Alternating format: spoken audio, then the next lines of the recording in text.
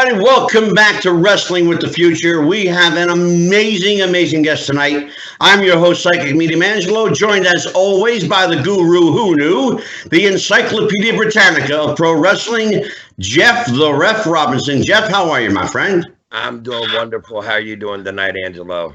I'm wonderful, Jeff. There's a very pretty lady joining us tonight. Have you noticed that?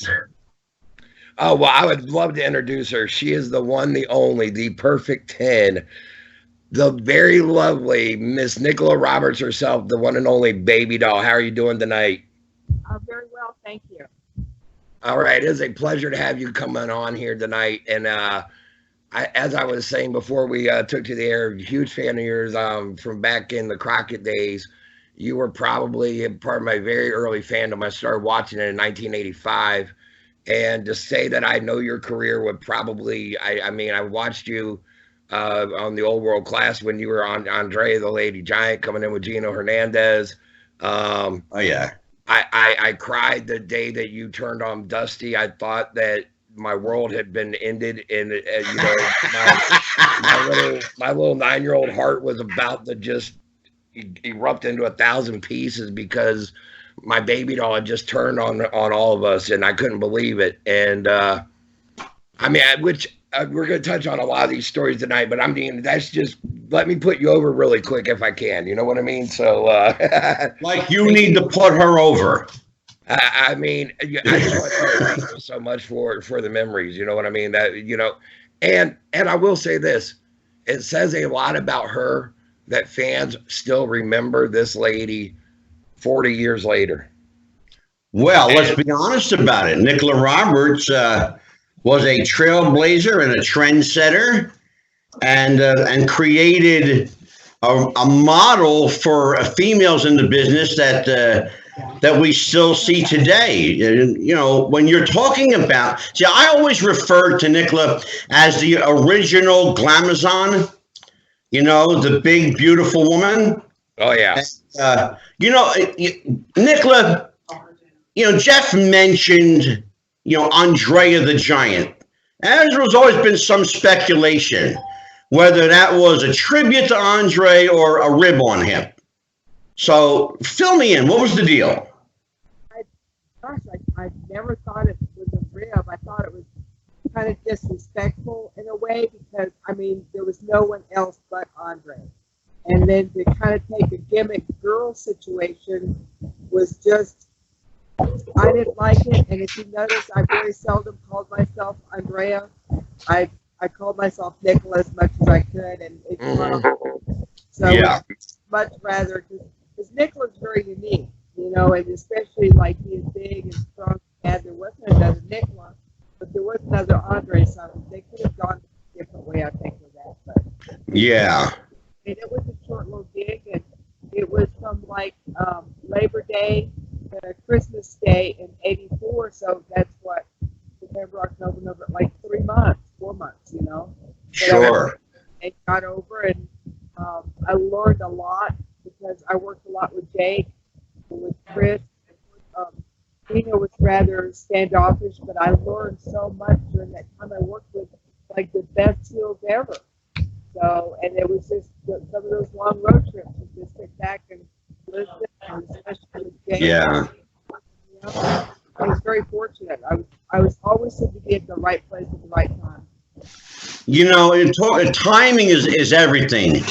You know, and your timing in this business couldn't have been more perfect. I want people to know that Nickla Roberts' career began at birth, really.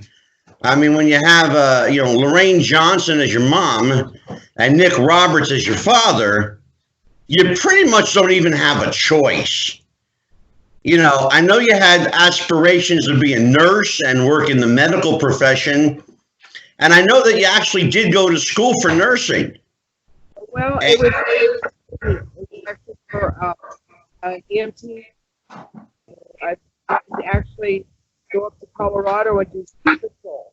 And that part of the journey of that was that you're EMT to a paramedic, and then you actually got hired on at a ski resort as like your ski patrol and rescue people, and that was one of the career aspirations I had. But I heard about the deal with Gino and made the phone call and just gave them the right idea at the right time, and they liked it.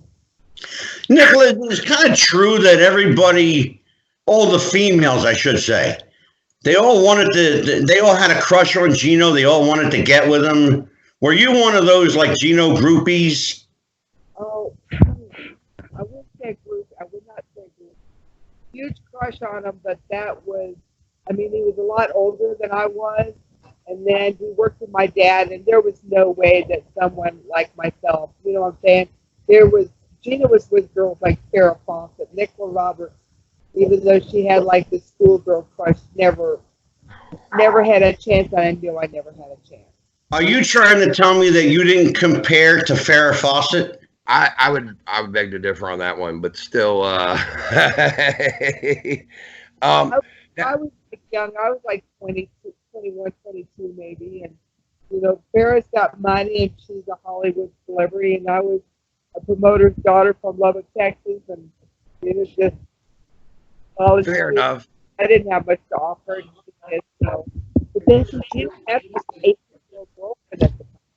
Nickla, I would like to ask you to do me a big favor and lower your camera just a little bit. I want to see more of your face. There you go. Perfect. I can't see what I'm saying. There you go. That's beautiful. Go ahead, Jeff. Okay. I was actually going to ask you, when you were with Gino, you said he was kind of standoffish, but you learned so much from him. Now, I heard you tell a tale that I would like to hear you tell on here, that you really were not even smartened up to the business until the first day you came into World Class. Oh, yeah, that is actually the gospel truth. Back in the day, they say that was gospel. There was nothing else that was more sacred in the business than kayfabe. Once you were smartened up, you start no one else up. Even if you wanted to, it was just you just didn't do it. It was a privilege to be a part of the kayfabe. And my parents, whenever they would be talking business, and my brother and I would come through the room, or they'd be talking to someone, they'd say kayfabe, and it was just the conversation would take a complete 180. And we always wondered who kayfabe was. We thought it was another little kid, and we wanted to go play with kayfabe. But it wasn't until my dressing room in San Antonio, the Del Rio Coliseum, that it was Mike Von Erich, I think, maybe Gary Hart, just the bookers and the wrestlers, and myself, made me the finish, and I had to be like in 7 different spots, you know, where it was just critical I was there at the right place at the right time and did the right thing. And when they were leaving, they said, "Do you have it? Do you know what you need to do?" And I was like, "Yeah." I stand up tall and look up the back. Yeah. Whenever they left, I had no idea. It was like, oh my God, that's how they did it. And that is how I got smart. Wow. That's crazy. Yeah, we heard that particularly around, you know, in the Dallas booking office, you know, we talked about on the show before, talked about Gary Hart. We talked about a lot about Fritz and his, you know, shortcomings and or genius, depending on how you look at it. But kayfabe, particularly down south, was really, really enforced. Was there ever any punishment for breaking kayfabe? Were you guys ever reprimanded? I have no idea. That part of it, I was very fortunate to be like a girl because I was kind of off to myself. I don't know if there was any reprimand, but I'm sure that you were like pulled to the side by one of the older guys and told that's not how we do it. Yeah. But by the time you actually were smartened up, you knew. It was like mafia. Yeah. Because you just know that you didn't break the code, otherwise there was consequences. It was kind of unfair. Go ahead, Jeff. Now I was going to ask you. Now you had it was a short run that you had there in Texas. Did you have any interactions with the Von Erich brothers at all? I mean, that's any. From the time, whenever I was like 17, if I remember right, I was like picking him up at the airport or picking him up at the hotel, taking him to the gym.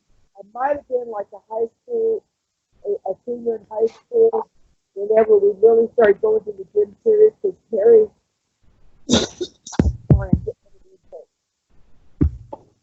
Terry actually showed me how to throw the discus better, and I broke my school record whenever I was a senior in high school for discus. And then we went to the gym all the time, and one of my favorite things to do is play racquetball. I love to play racquetball. Well, they try and play me because I practiced all the time. I was pretty good at it. And even to this day, Kevin Von Erich couldn't get over that I beat them all the time. So that was fun. Now, when you were down there in world class, and maybe even for your dad, did you ever have any interactions with Ric Flair when he was touring as the NWA World Champ prior to Crockett? Yeah, I picked him up. That was kind of one of the really cool perks of my dad promoting, was like the guys would fly in and someone would have to go to the airport with muffled. I would have already been in the ticket office like all day, so it was a nice break for me to get out and run to the airport and go get him and bring him back. And Dad knew that that's all I would do, just like go to the airport and come back and do better. So I got to pick up like Andre a couple of times, picked up Flair several times, Blackjack Mulligan, whoever was flying in, I got to go pick up. Now the Von Erichs were silly because if you didn't pick them up on time, if you were late, they would get to the bar, and then it would be like an hour or two before you could get out of the bar to the show. Yeah. So that's absolutely positively any of the people tried to be there and like lead into the cars and let them go to the bar. Nickla, who taught you the most in your time in the Texas territories? Because there was a time, I'm guessing it was about a 2 or 3 year run in Texas, somewhere around there. But 4 years. You only have about 5 months in world class. Oh, I'm 5 months. Okay, but you worked. Well, I don't know for sure, but you did work for your dad for a while? Well, so my dad had a promotion from like 1962 to probably 1984, 85, something like that. Right. We ran every Wednesday night at Fair Park, and I grew up, like watching the promotion. I'd sell tickets. I'd sell programs. Treat people, because we had like assigned seats for ringside. General admission was like either like on a spot show, it was a 4th row back. Right. We had like really cool bougie section up at Fair Park. But my brother and I, we did everything from the time that we could count and pick up chairs. We went to work. That was part of being a part. Yeah. And that's how you made your dues. You paid your way through that way, working it. And was there one person who really kind of took to you and said, try something this way or try something perhaps this way? The one person I learned the most from was probably Jake. Jake actually held the door open for me going into the TV studio Friday morning. We were doing promos, and then we did the Sportatorium that night. And then Saturday was like San Antonio, like one of the big towns, and Monday was Fort Worth. So Friday morning, Jake actually opened up the door for the TV studio for me. And we went in and we did promos. But right. Just because he had been in the business long enough where he knew a lot. And then we just took together, we just clicked like he liked talking about different stuff and having someone like actually listen to him. And that was, I learned a lot from Jake during that time. I really Wow. did. And so, you know, Chris Adams, they were in there, and I listened a lot to Bronco Leavitt, and also just with the miners, they were my friends too. They helped me a lot. So a lot of the guys, it was a real cool situation. Yeah. Well, now, Nickla, I know Jeff has a couple questions for you regarding wrestling at the Sportatorium. Go ahead, Jeff. Well, actually, yeah. How hot would that crowd get compared to, we'll just say, maybe the Spartanburg Arena and for Crockett? I mean, how hot was that Sportatorium as far as the crowd? Well, it was there was no other place like the Sportatorium. I mean, the building was just, it was perfect for wrestling. It was kind of like one of those buildings that you pull up to it.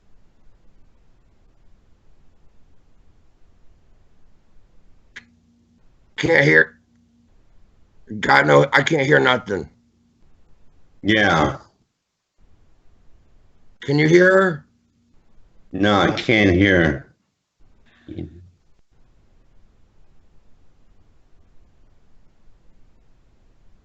Nickla, we can't hear you, dear. Can't hear it all. Can you hear? We can't hear you.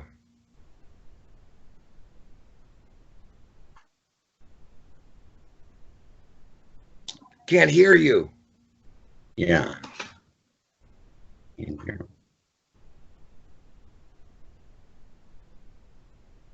We're experiencing technical difficulties. Yeah. May have to have her call in. Well, hold on. Let's give Nickla a chance to. Oh. There you go. There you go. The thing flashed up and it said microphone muted, and I hit it, and then it did this, so it's working. Okay. I mean, now we can hear you crystal clear. I love the glasses, by the way. I know, right? I can't. Yeah, we were starting to panic. Go ahead, Jeff. It's set up. Sorry. Well, I'll get back because we missed it totally. I hate to have you repeat yourself, but I missed it totally what you had said about the Sportatorium there, and just the atmosphere of it. Well, I heard that Nicholas said, and I'll just recap for everybody watching the show. It was a perfect building for wrestling. No other place like it, and we've heard that. We heard that the Sportatorium was actually built for wrestling. I can believe that. I don't know for sure, but that makes sense. It was like Fair Park was like that where my dad's show was, because it had, like the cement bleachers. It had like 3 sides of bleachers. You had the whole open back area where, like, if the guys wanted to just get up and brawl, you could like brawl all the way to the back. Yeah. It had separate heel and babyface dressing rooms. It was just perfect. So between Fair Park and the Sportatorium, it was perfect. There was it's been speculated, and you would probably know better than anybody since you were there.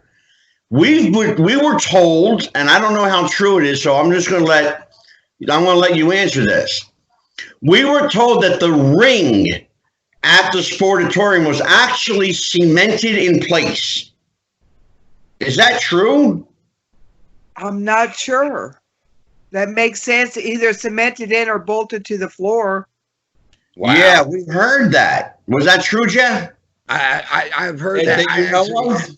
I've heard that numerous times that it was cemented in there, that they could not move. Like if they wanted to do a concert there, they just took the ropes off, and then they just had the people go there and perform in the ring. That's what we were told. Funny. Makes sense. I mean, can you imagine Elvis the Pelvis up there shaking his hips in 1974 in a wrestling ring? That's kind of funny. But that is. Now and last question there about your time. I mean, they're world class, but how bad was the heat for you as a female heel? How bad was that heat? Did anybody ever try to like stab you, or did they throw things on you? I mean, how bad did it get? It wasn't so bad in like Dallas because it was a different heat, because when you look at like the Von Erichs and Freebirds, how many times the Freebirds just got beat every single night, but they still had the heat.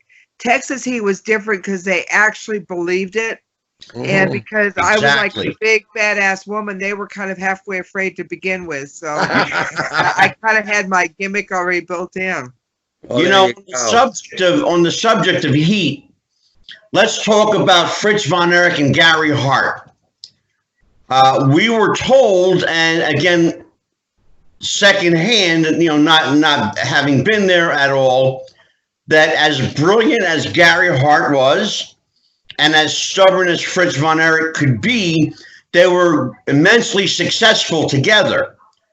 Right. But we also heard that they often butted heads. There was a lot of friction there. What was the dynamic between Fritz and Gary? To tell you the truth, I've never heard that they had. See, you have to understand, I was really sheltered during that time. I mean, if I wasn't even smart until my very first match, then I certainly wouldn't have known about Gary. I mean, everybody liked Gary, so I can't see anybody say anything bad about him to begin with. And Fritz had the reputation that nobody liked him, so if you have someone that nobody likes with somebody that everybody likes, there's probably going to be some friction there. But Gary was a delight to be around. He ate at my house a couple of times. He was a really cool guy. I got to put over your poster really quick. The Von Erich boys, were they spoiled?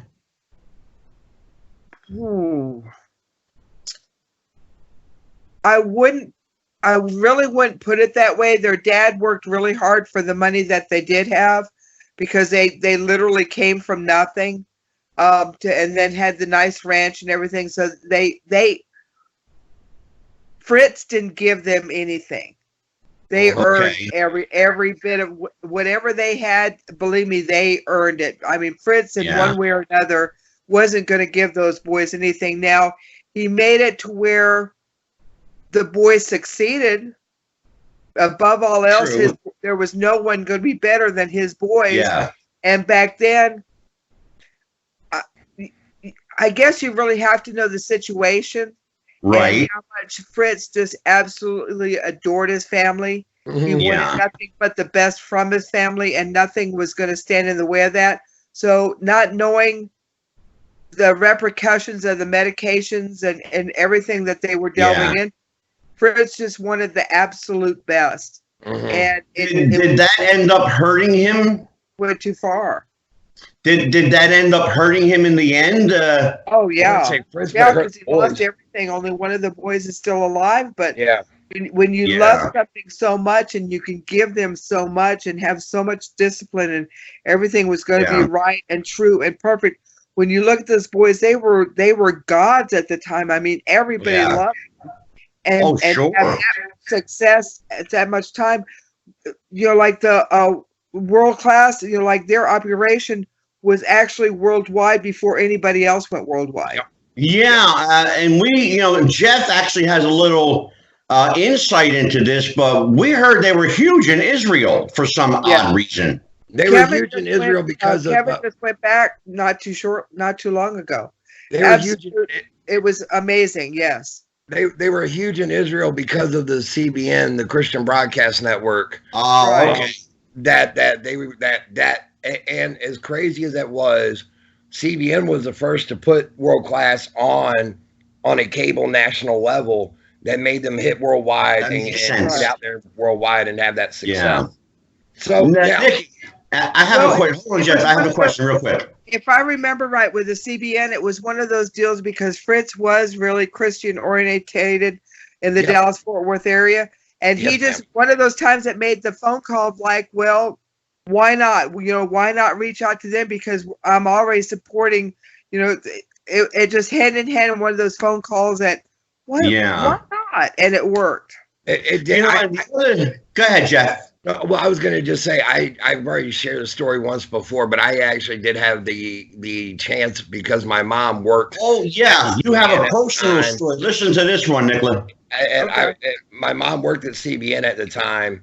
I was only in the 6th grade, so I was only 12 years old, and I was able to sit in on a private filming of them on the 700 Club, and I about lost my shit when they come out, you know, and I'm told, okay, you guys sit there and be still, and I'm the only one there besides production crew, and I'm going, oh my God, it's a fun. I mean, I'm like, you know, but in the meantime, I'm like, you know, it was amazing, it was awesome, and I got to meet Fritz, Doris, Kevin, Carrie, and Chris. So, Wow. They were all still alive, and I mean, you're right. The religion was the Christianity religion was part of who they were. So that is, and then anyway, go ahead. What were you had a question at the end, so. Yeah. So, Nickla, I was going to ask you what led to you leaving and teaming up with Tully Blanchard. How did the Tully connection come? Well, it worked out with I had actually come in because at the time Sunshine had some addiction problems and they had sent her to rehab. So while she was at rehab, they brought in Stella Mae French, her truck driving aunt. Well, they couldn't have Gino hitting a girl. Not, you know, that was still taboo at the time, that the girls worked against girls and the guys worked against guys. There was a definite line. And so they brought me in to work against Stella so that Gino didn't have to mess with her anymore. He paid someone to come in and beat her up. Was basically my deal. Right. So whenever whenever Sunshine came back at the Cotton Bowl and she flew in on the helicopter and she lost a little bit of weight, and you could tell that rehab had done a world of good for her. And we did like maybe a month and a half after that, and that was it. I mean, they were going to go with Sunshine and go in a different direction. They didn't need Stella and myself anymore. So we had the Christmas Day and the day after in Miami and Tampa, and that was the last 2 days that I had. And so I happened to know Michael Hayes from working World Class. So he was booking there in Florida, and whenever I landed, I got like this ridiculous bottle of Jack Daniels and went to go talk to him, and was kind of gave him the spiel like, hey, how about me? You know, do you need a girl? I've been working for a while. I work really well as a heel, and maybe you could use me. Well, he was getting ready to close down Florida at the time, but he said Dusty was getting, and he said, quote unquote, and I'll never forget it, he's getting ready to blow the Mid-Atlantic up. He said, that's where you want to go. He said, you know him. And I knew Dusty from working with my dad. So it was like, no, I'll go. So whenever I went to go talk to Dusty, Tully was standing right there. And I gave him the deal of, you know, like, this was my last 2 shots. Were they looking for someone? And unbeknownst to me, they actually were looking for a girl. And, okay. And Tully said that they were actually looking for Sunshine, but they couldn't find her because thank God she was at rehab and nobody knew where she was. But I didn't know it at the time, so I was like, well, how about me? And so I was going to have my match with Stella. And when I walked out to the ring, I remember seeing like Dusty was standing outside of his dressing room door, and Tully was standing outside of his dressing room door. So whenever I had my match, and I got done, I turned around and I was thinking, like, if they're still there, I've got a spot. If they're still there, in my mind, I've kept them watching me long enough that maybe I had the shot. But if they weren't standing there, then I didn't have it. So it was just like, so I turned around real slow, and they were both standing there. So I was like, all right. I knew in my heart I had it because they'd been out there 8-10 minutes long enough for me to, you know. So they were wanting me like the end of February, like build it up because they just done the contest, like build it up. I was like, yeah, end of February would be fine. Then it got to be the 1st of February. Then it was like, when can you be here? And it turned out to be like mid-January, so it was really cool. Well, go ahead, Jeff. No, that took you up to what 1985 is when you came in for Crockett with Right, Tully. January of '85. Yeah, because they were running.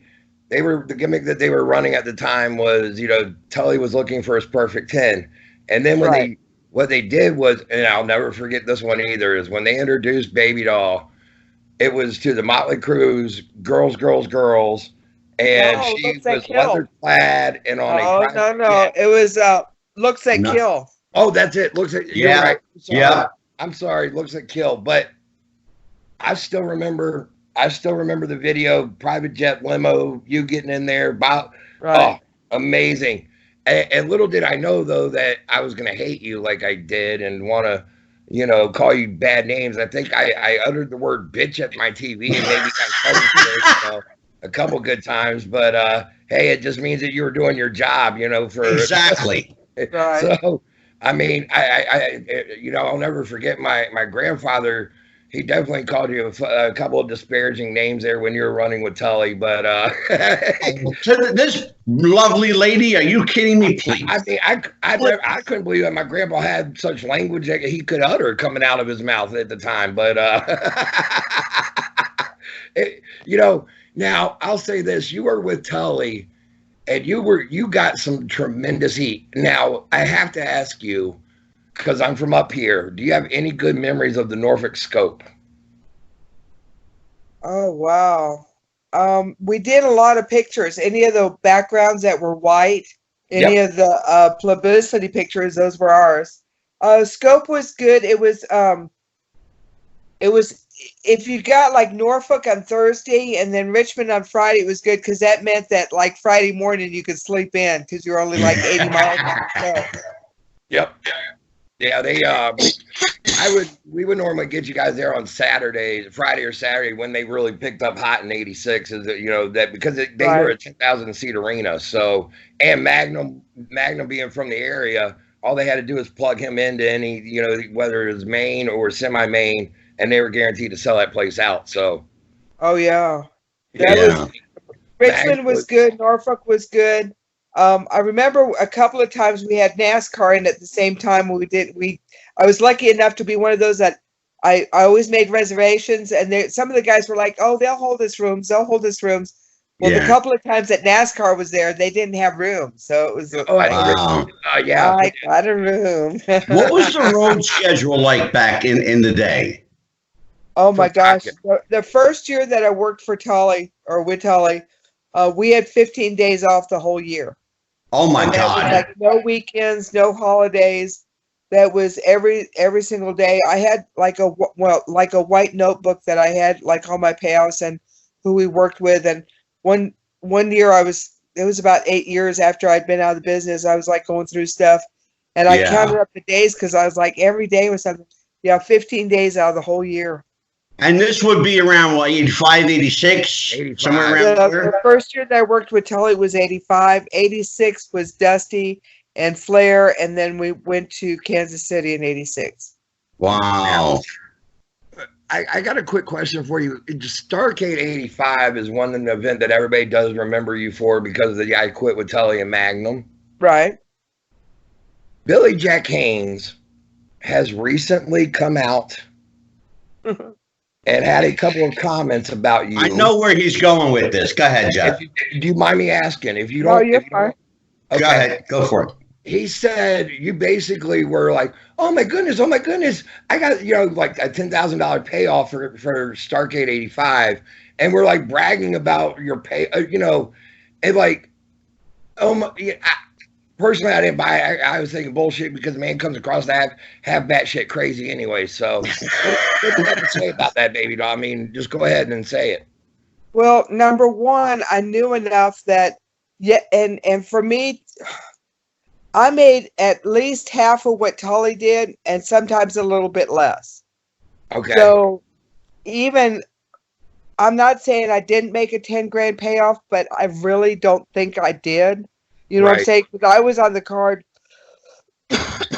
Like when you look at all the payoffs, you had Flair on there, you had Dusty on there. They were meant to main event above us. Mm-hmm. There was a lot of matches above us. out of the whole card, there was only like with Flair and Dusty, and probably the I Quit match with Tully and myself are like the two main matches out of that we all remember. Now, who did Billy Jack Haynes work with? He was in the 6-man, so you've got 6 guys getting a payoff. There was only 3 people in our match. True. Right. So that there's less. You also look at the stipulation of like everything that had built up to that match, because Magnum and Tully had been working on the angle since like after the bash, which was in July. So the first part of August, I think that they started putting together the Starcade thing with the angle between Magnum and Tully. So because Right. the policeman gimmick where you're like, I had handcuffed Magnum, and then Magnum came back and handcuffed me. We'd done the roll of quarters, where I came down in the policeman outfit.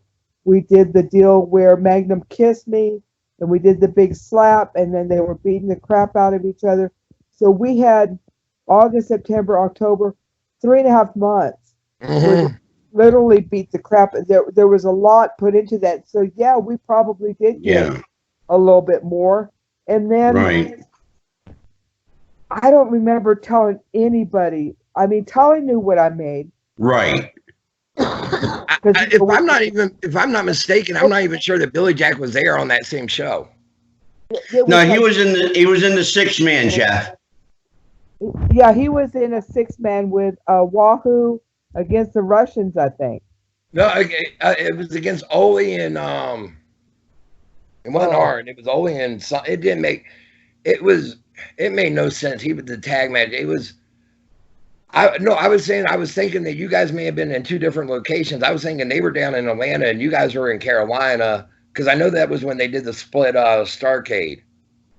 See, I don't know if they would have lumped it together and did a payoff, or if like Atlanta got their own payoff and then Greenville. Right. Because you have the World Champion as one, and I know that Flair took a percentage, plus a Booker took a percentage. So Right. Bottom line is, I knew one thing, being a girl, that I kept my mouth shut. I would have never. That's what I was going to say. Is bottom line is you would never have discussed your payoff anyway with any of the boys other than Tully. Right. So bullshit on what Billy Jack has claimed. Yeah. Well, Nickla, I have a question for you. In that same line, we had in fact this week. In fact, we had 2 real legends in the business. We had your friend Boogie was with us on Tuesday, He said hi, by the way. and we also had Cowboy Scott Casey with us. And I asked him about the pay structure, and both of them were paid on the house. Now, with Crockett, because it was a larger corporation than working the individual territories, even though it was considered the Mid-Atlantic territory, did Crockett pay a percentage of the house and the salary, or how did the pay structure work?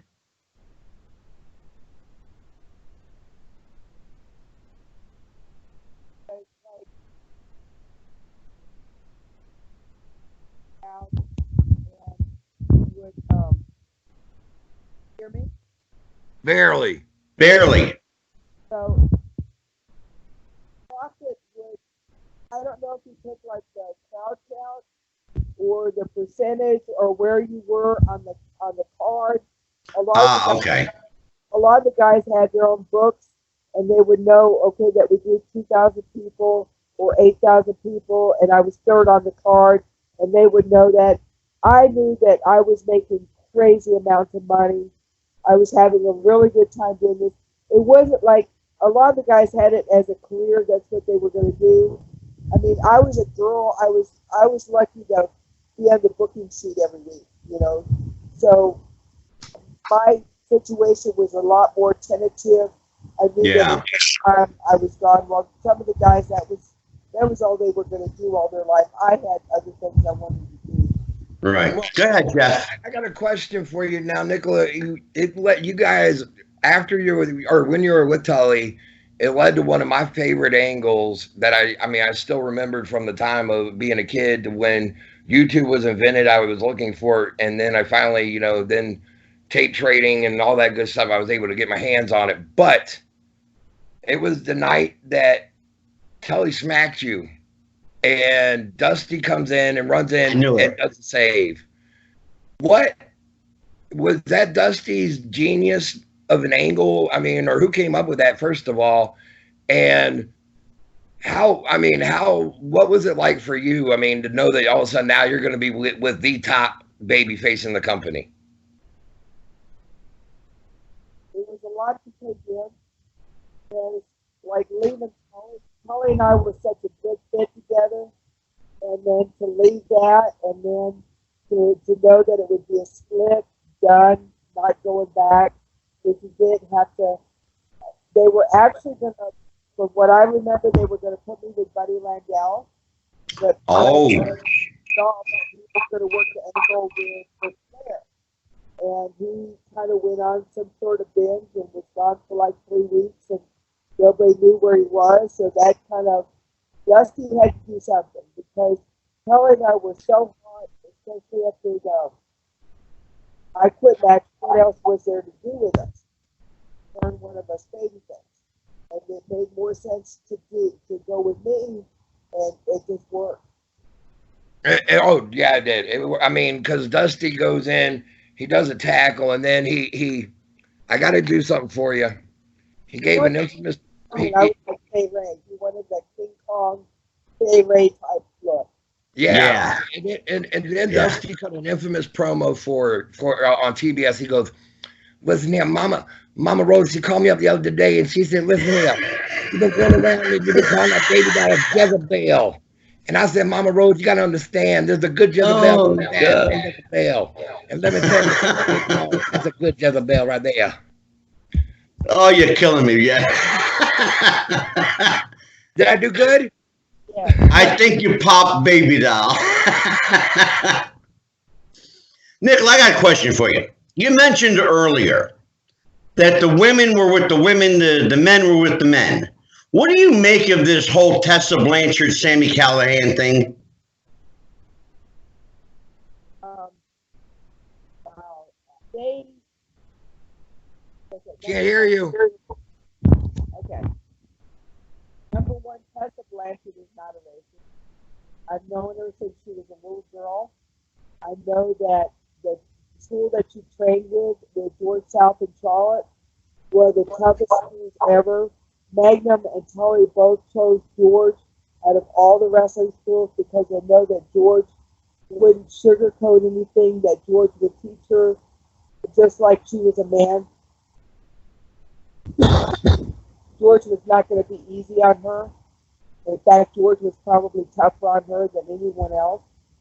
One of the people that Tessa trained with while she was with George was Cedric Alexander, one of the NXT stars, one of the WWE Law stars. He and Tessa have been friends from the get-go. They trained together. Cedric's wife and Tessa, very good friends. You also have Tessa dating Ricochet for years. Mm-hmm. Now engaged to Diego. I've never seen Tessa act inappropriately. Tessa pushes herself above and beyond any of the other girls. Yes, there's a lot of jealousy there. Yes, there's a lot of catcalling and, oh, well, she just thinks that she's too good for anybody.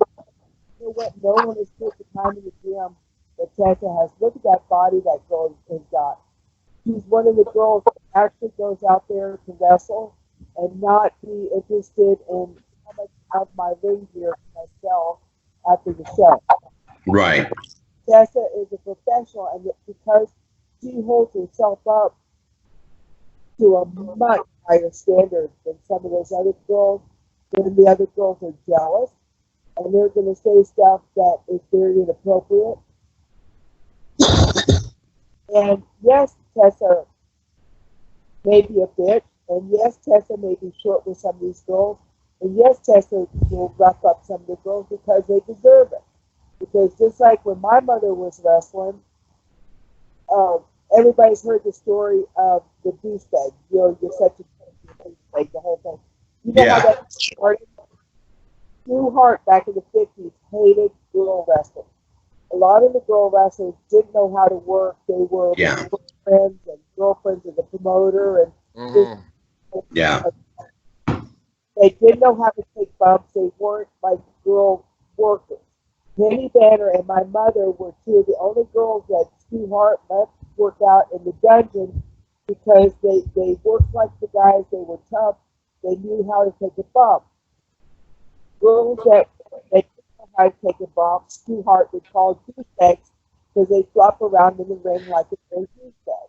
So that's how they came about being a douchebag. It's the same thing with the girls today. There's a small amount of the girls that can actually work, and then there's a lot of them that just want to go in to be seen and wear pretty stuff, and they have no ring psychology. Tessa, on the other hand, has pushed herself. Not only is she legacy, she also has to work harder than anybody else because her name is Blanchard. And so to cut that girl short actually doesn't know what they're talking about. And to call Tessa Blanchard a racist, you do not know what the meaning of racist is. You're just heard somebody else say because you absolutely do not have a clue. Well, Go ahead, Jeff. Have you seen that your daughter, Samantha Starr, as she is known in the business, have you seen that she has had to deal with anything negatively, even on the independents, because of whose daughter she is? I don't think it's because of whose daughter she is, but because I don't think like Sam or myself had the star worthiness like Magnum and Tully did. I think just in the business is because so many of us out there that don't know how to act, that are negative force in the business. My daughter just holds herself up to a higher standard than everybody else. I know that the couple times that we brought her into VCW, your daughter has she has a very good work ethic in the back.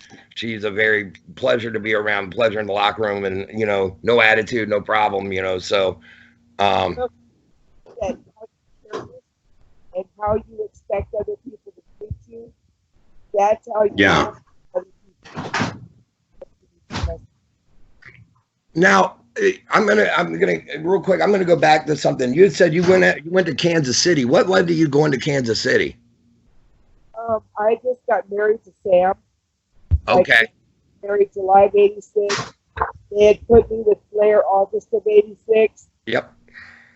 And they were sending Sam to Kansas City because they wanted a satellite promotion where they could send the guys and them. That way they could get a good payoff. Still work once a month, bring in a big name, kind of boost things up. It was just so poorly run. When you go to the show and there's posters in the concession, it should have been out on the line, out putting in buildings or on hold. There's like 6 legal cars in the concession for a quarter a piece. Someone just didn't do their job. Yeah. Wow. Nickla, my question is a simple question. Is it difficult to be married to somebody in the business? Did you find it hard on the marriage, or were there other things that contributed? Sam and I we had a really, really good time because we both were making really good money. I had my really good spot. Sam was trying to earn his spot. We went to the gym every day. We had good money. We got to travel. The whole thing, like with Kansas City, was I asked Esther to send me to Kansas City because I wanted to be with Sam. I totally loved him and loved being around him. And whenever he went to work for WWF, I went to work for Piedmont Airlines, so I could get the fly and go see him, which worked out really cool because every 2 weeks, wherever they were at for TV, I could just spend 2 or 3 days with them and fly out there. Right.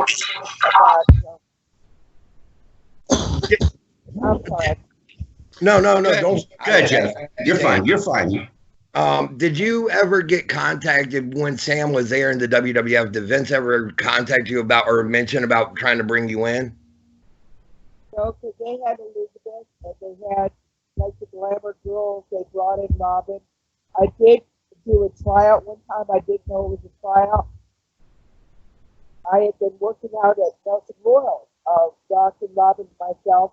They spent the whole summer up there with training in the warehouse in the barn and making bumps and learning stuff. And I was talking to Sam at the time. And he was like, "Go get your girl. And Lonnie wants to work out with you. She has heard that you've been working out at Nelson's." So I was like, "Okay, so yeah, I'll go work out with Lonnie and with Patty." And we got in there and took some bumps and just kind of partner around. I had no idea that WWE was actually like looking at me for trials. It would have been nice if someone had told me, but they didn't. So That would have been nice if they had. Yeah. it was cool because Robin got her shot, and she did really, really well and had to run with Jerry. And there for a while, when you look at it, like Grizz worked, Jake worked, Sam was working, I was working, Robin, feel like the whole family. Yeah. It was a really cool situation. It was good. Yeah. Nickla, what led to the downfall? What led to the downfall of Jim Crockett? To me, it was marketing. They just WWE took off with like the wrestling rings and the new action figures, and just went a whole totally different direction. Whenever they came out with the wrestling ring, we all kind of laughed like, ha ha, they're not going to sell. And then they sold like 1 billion. I'm like, oh, yeah, we have that thing. So Yeah. it was the marketing. They started out with the WrestleManias, and they brought in like the movie stars and the recording. Yeah. Everything that Crockett still kept everything kind of closed off instead of making it super glamorous and financially. Was Dusty Rhodes was Dusty ahead of his time, or was he a mad genius? Or both. Or both, yeah. Just he worked so many territories and had seen so much stuff work, and he had in his mind these characters that he wanted to work with and to bring out and to bring to life. And thank goodness he just saw something in me that just inspired him. And Yeah. to work with like the BABYDOLL and Dusty Rhodes had their own little scenario going on. BABYDOLL and Jim Cornette had their own little scenario going on. Right. Tessa Blanchard had their thing. You know, it was BABYDOLL Magnum had their, you know, it was just BABYDOLL had her own little character going with everything. Yeah. Work. And he And well- did that. Stuff like with Jimmy Knight and Rock and Roll Express. Everybody had like 4 or 5 stories going on. Yeah. Well, you know, we were, Jeff and I were both given an insight on this. We were told that Dusty used to see everything as kind of a movie. He had this movie, big picture feel. And he liked to present his wrestling with that sort of like, you know, big flavor feel. Was the Crockett territory ready for that? That's why I asked you, was he ahead of his time? Absolutely. There for a long while, he had 3 teams going. So like there was like A team, B team, C team. And yeah, the A team was cool because you had Flair on there, but then you also were paying Flair the 40% whatever he was making off the house. And then it was oftentimes you did on the B and C team, didn't have all that money going out for Flair. Like if you did B team like with Magnum and then Tully, you made a whole lot more money than if you went as hard with Dusty and Flair. Go ahead, Jeff. I got to. You had another infamous angle that a lot of us younger fans that grew up and started watching there in '86 because it was so hot we remember it. You and Jim Cornette, and he hit you with the racket and brought me to tears in a bad way because I was ready to go hurt some Jim Cornette now. They told me on TV that BABYDOLL was never going to be able to have kids ever again, ever in her life. She was never going to be able to have babies. And my little 9-year-old self, I was convinced of it. So when you came to the Norfolk Scope, I was ready to watch you give Jim Cornette, his comeuppance. Now, question is, how bad did you really blast him? Because he says you potatoed the hell out of him. I think it was just a love shot. What do you say? Look at what I did. I think there's no question that I upped him pretty good. I did.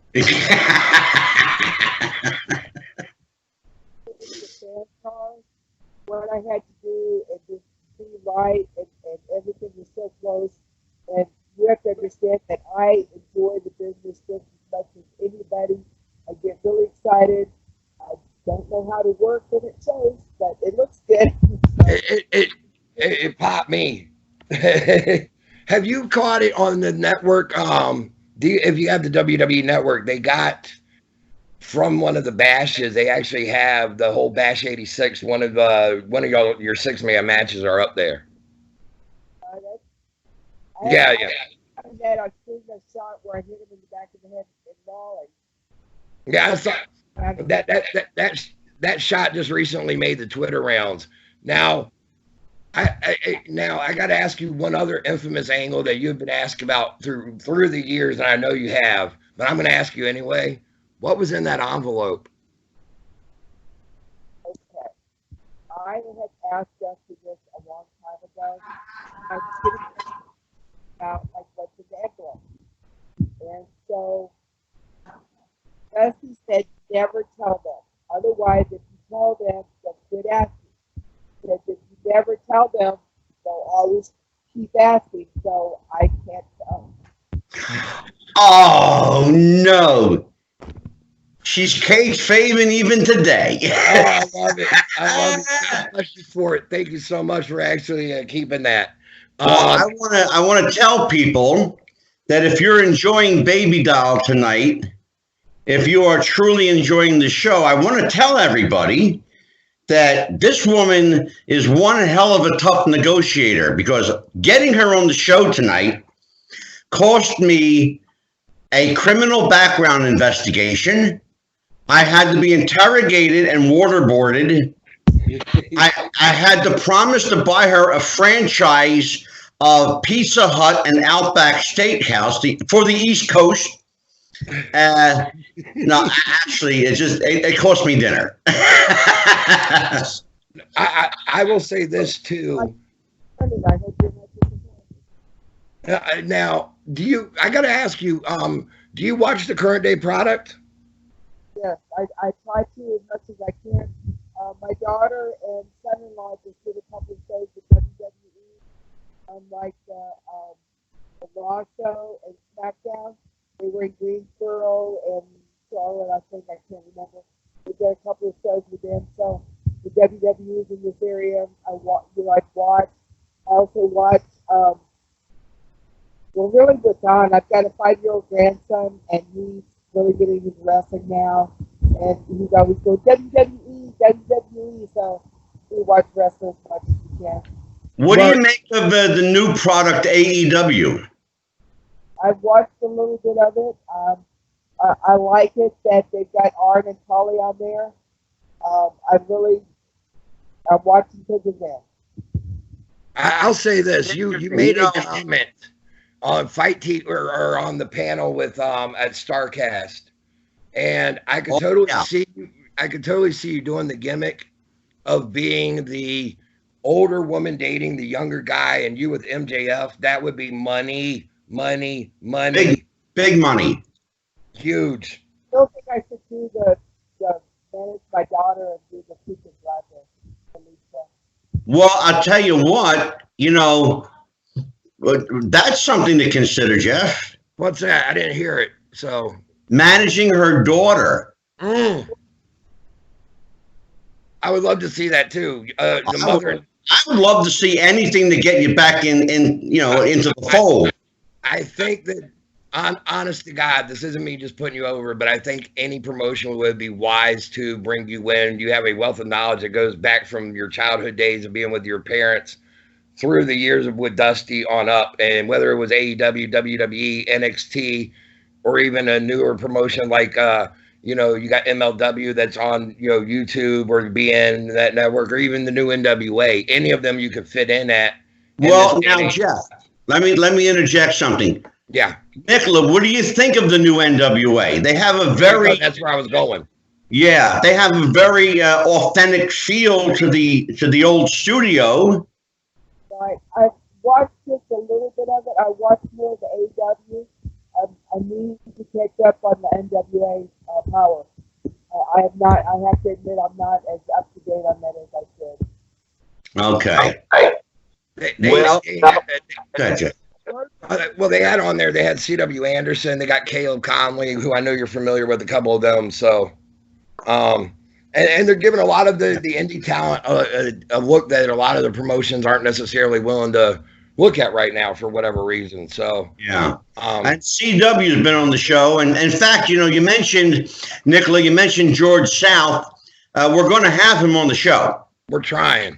Yeah, that's going to be interesting to hear George, because as you said, George doesn't hold back. Right. I guess that's just silly that described. I was going to say that Rosetta Villas is not. Well, I gotta ask you this, if you don't mind. Actually, I'm gonna go back really quick. You were dating Sam. You said, how hard was that when you were turned heel and with Flair, and you're dating Sam Houston, and to not be seen? You know what I mean, like by the fans. Right. Well, whenever Sam and I first started going out, I was a heel with Tully. Okay. Yeah. And for several months they didn't know about it. You have to be a little clever about it. The worst thing is that the boys don't want to be fooled, and you have to fool them, so then they get mad at you. But that's another thing. But it's like with anything else. One of you goes and checks in, and the other one calls and goes up to the room, and nobody knows. So yeah. Nickla, I want to. Then you get to the building. I was going to say, I don't want to keep you too long. I know that you're under the weather, and God bless you for being with us tonight. But I would love I want to extend, and I want to do it right now on the air. I want to extend an invitation to you to come back and have a part 2 with us. And I would be honored if we could have you and your daughter on. Oh, that'd be awesome. I would love to do that. Right. She just moved right up to the next town. She's in Lenore, so that's a possibility. And if I have to buy you dinner for you and her, I'll do it. All and right. if I have to buy you your own Pizza Hut franchise, I'll come up with the money. I actually took my husband, my daughter, and my son-in-law out to dinner with before, so that'll be cool. That'll be really good. Beautiful. I will take care of you, kiddo. Thank you. Listen, I'm going to let you go now. You can sign off. I want to thank you, the one and only Baby Doll, every man's perfect 10. Thank Nickla, you so much. Thank you for joining us. You are the best. I appreciate you. You bet. Thank you. Bye-bye. Thank you. Bye-bye. Here, Nickla. Bye-bye. And oh, she's still there. I'm not. You're not there. Yeah, she's still there. Yeah. I'm still here. Hold on. No, it's okay. You would think if I shut it off, that would be it, and it's. There it is. She's gone. All right, Jeff. Just you and me, babe. Well, I had no clue that she got dinner out of it. I didn't know that we were offering up dinner to our guests. I mean, if that's the case, then I could start throwing that around. Heck, I mean. Wait a minute. Al Forno.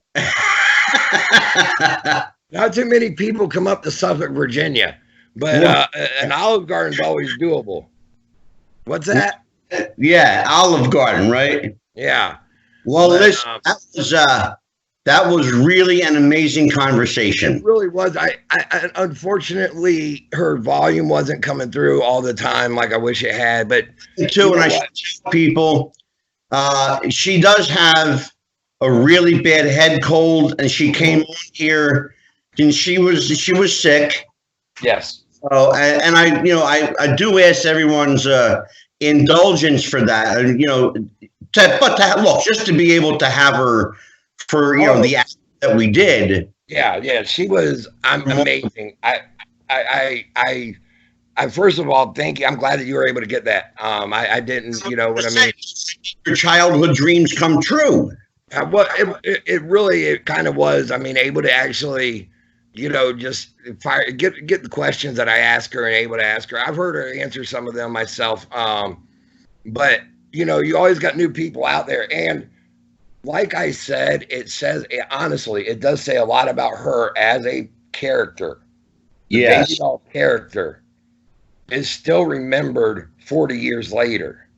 You have people that are newbies in the business at only 20 something years old who will go back and remember her from back in their day, from watching the videos of her.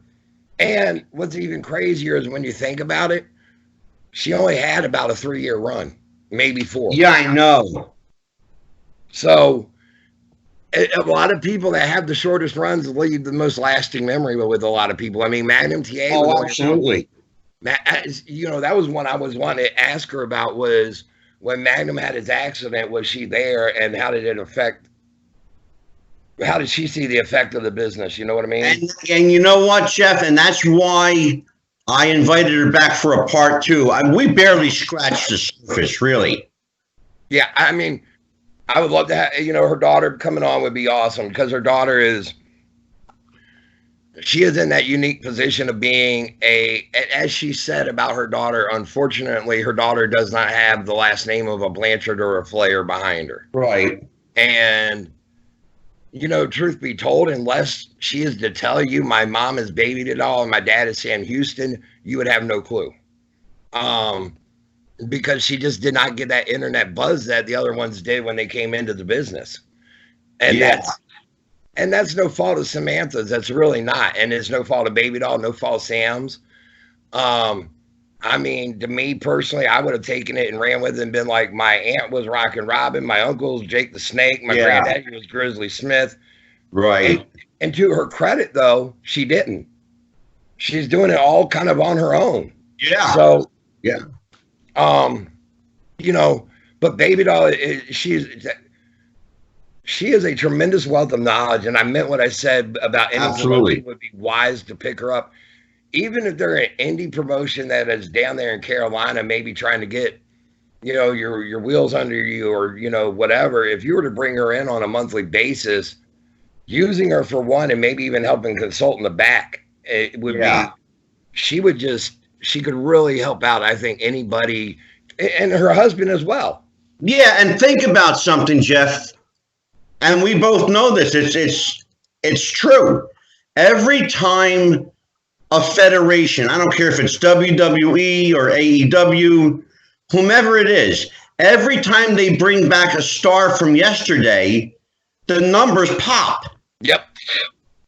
Could you imagine bringing BABYDOLL back? If I were AEW, I would bring her in tomorrow. Yes, if for no other reason than the fact that Arn and Tully are there. If you're willing to give other legends that rub and that last little run to see or to give them their glamour years one more time, whatever you want to call it. And Cody tends to look out for his dad's friends. Yeah. I think Cody would be wise to reach out to her and say, hey, here's an idea for you. Yeah. And, you could bring her in I mean, heck, you could bring her in as the older woman dating the younger, or the younger guy's interested in the older woman, and then her daughter could come along and go, "Hold up, mom, why are you stealing my man?" Not even to have them feud, the two of them turn on him for going after the, you know what? There's Yeah. I want to let me just share this with you, Jeff. She's texting me now. She said, "Sorry, I tried so hard not to cough." Oh, I mean, I was gonna tell her, get whatever you're drinking and drink your hot toddy. It's okay. Right, exactly. Yeah, this is what she's worried about, that she coughed. But trust me, the last thing, I have no concern about you coughing. It was a great interview. You know, that is.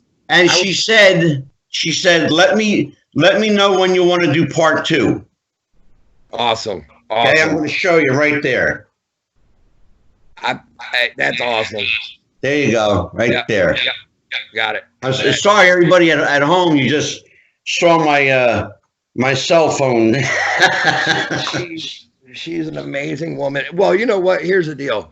Awesome performer. Everybody who follows us, I think you're going to learn one thing about us is we really have we don't have any restrictions on us. We really don't care which way anything goes or how it goes, and we just kind of it's like you and I always say, Jeff. We call it in the ring. You know what? And we go with the flow. So if you don't like it, don't watch us. If you don't like what you hear, don't listen to us. But you know what? Go ahead and bang that 5-star like button anyway, because it puts us over. Well, my friend, we've come to the end of another show. Yes, sir. I'm hoping, real quick, I'm hoping maybe this Sunday, I may have a predictions video for you to put up, possibly. Okay. I don't know. I'm just letting our listeners know there may be a little something there as a bonus. Okay. Bonus content. All right. And so tell everybody, what's this Sunday? This Sunday is the Royal Rumble for WWE. I will be watching it along with everyone who claims that they're not going to watch it. You know you are anyway, so don't even lie. Because it's, I mean, you know, most of us have been watching it since 1988, and we're going to watch it again in 2019. Absolutely. And, I mean, we enjoy the surprises. We enjoy the Battle Royal. We enjoy every bit of it. Yeah. So, you know, I mean, I don't care if you are Evan who doesn't like the current product. He's going to be watching it. Oh, sure. Mikey Messier, he's going to be watching it too. Absolutely, because he needs something to complain about. The only two I really don't care if they listen or not is Monty and the Pharaoh, and they could just go jump in a lake for all I care. Well, our two buddies up in New York. Yeah, I mean, what do they know? What do they know about the Royal Rumble anyway? Let's be honest, Jeff. What do they know about wrestling? I mean, come on. I mean, Monty and the Pharaoh. Oh, we're two boys from New York. Oh. I mean, I got a real Jersey boy here. Okay. I got a Giuseppe. Anyway, no, much love to Monty and the Pharaoh. Honestly, much love to you guys. Yeah, we love you guys. Pharaoh and Mike Monty. You're our friends. You're our buddies. We love you. All in good fun. We love the rib. We love the tease. It's all good. And I'll plug it really quick. Vanguard. Let's give our housekeeping plugs. It was good. Vanguard Championship Wrestling VCW February 1st. We are getting down to the nitty gritty. It's coming up. We're gonna have badass Billy Gunn coming in. AEW's Billy Gunn, Gangrel, who has a very training school down in Florida. And Gangrel will be with us. And he and Brandon Scott, they're going to be and Brandon Scott and Ken Dixon fatal 4-way to decide who faces Gino in March. I'm trying. I'll tell you what, Gino is busier than anything right now. But just signed MLW. Yeah, he is. He's working for MLW, and he is part of the heel group with MJF and the Dynasty, as they're calling themselves. So, yes. Anyway, so VCW February 1st, Masonic Temple in Norfolk on Granby Street. Meet and greet ahead of time, and then that's going to set up for our show in March at the Hampton High School, where we will be doing fundraiser. And that is, you can find out all your information at Vanguard, Facebook, Vanguard Championship Wrestling, or VCW-wrestling.com. Go ahead, get there, order your tickets. If I'm not mistaken, we may be sold out of ringside or very close to being sold out of our ringside seats right now. So, highly advisable. Go ahead, buy your tickets, buy them now before it's too late. Because that night, on February 1st, we were liable to be sold out. So, get your tickets while you can. Shout out to our sponsor, Al Forno Pizza, an Italian restaurant, 1535 Holland Road, Suffolk, Virginia, 757-925-2829. And our friend Nunzio, he is the owner, his wife, his family all work there. They'll greet you. They'll treat you.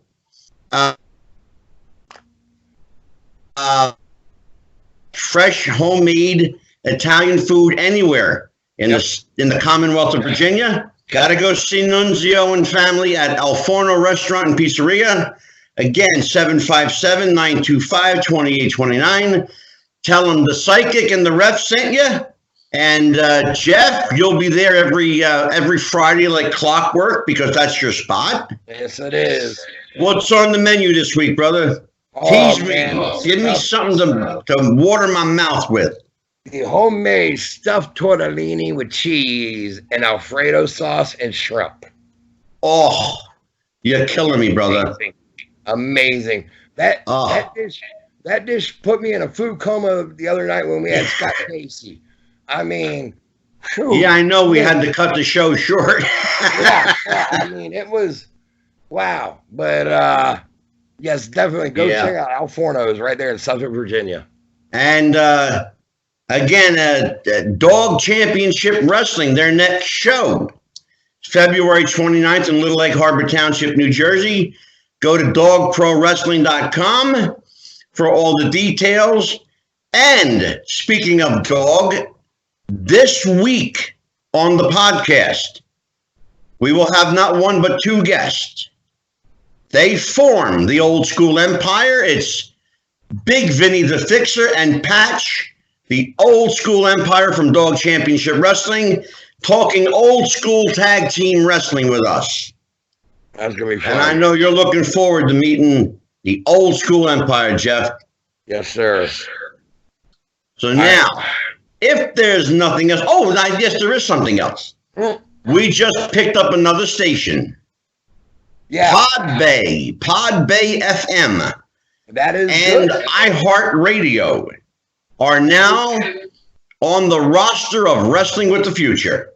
That's awesome. So you can reach us now, ladies and gentlemen, on Podbay, iHeartRadio, Podbean, iTunes, Google Play Music, Spotify, Stitcher, Yahoo, Google, YouTube, and don't forget our YouTube channel, Wrestling with the Future. You can catch us on Facebook.com/Wrestling with the Future. Email Jeff the Ref at wrestlingwiththefuture@yahoo.com. He'll answer your questions and comments. Yep. I was going to tell them where they can find us on Twitter. Yeah, and at Wrestling Future on Twitter. Or you can find me up there. I'm at JeffRod41977. I'll be more than happy to give you a follow back and, talk to you. If you got any questions for us, any suggestions, upcoming guests that want to come on our show, feel free to come in, say hi to me on my DMs. I'll be more than happy to talk to you. I want to announce tonight that we have a special show coming up. I want everybody to mark the date. February 13th. It's a special ref show, Wrestling Refs. Yeah, just pop Jeff the Ref. We're going to have Fred Richards from the NWA. Awesome. We'll have Jeff the Ref Robinson, of course. I got to tie in with Fred Richards, actually. Do you want me to tell the story now or wait to tell it on the air? No. Wait till Fred comes on the show. Okay. Yeah, and we're going to have we're going to call it the Ref Roundtable. So that's February 13th. It's an inside look at wrestling from the referee perspective. I think that a lot of fans, I mean, seriously, this isn't me just putting referees over because that's what I got started doing, but I think a lot of fans don't realize how much it does take to be a referee, to be seen by the fans and not seen at the same time. And absolutely, sure. What all is involved in being a referee, because you're basically playing production and director, and a lot of people don't realize that. So yeah, exactly. I'm looking forward to that show. I really, really am. We're gonna have we are gonna be having a lot of fun. Our fans are gonna be enjoying it. I'm enjoying this every time. Every show that we're doing is getting more and more, better. And I think that we're getting more and more listeners. And big time. I could not thank our guests that we've had this week already, from Jimmy Valiant, Boogie Woogie Man, Jimmy Valiant, Cowboy Scott Casey, and the perfect. I'll tell you what, we had a hell of a week this week, brother. We really have, and we're gonna continue on that train next week and rolling. So, absolutely. So, this concludes another episode of Wrestling with the Future. On behalf of the Guru, Jeff the Ref Robinson, I'm Psychic Medium Angelo. Happy wrestling, everybody. Goodbye everyone.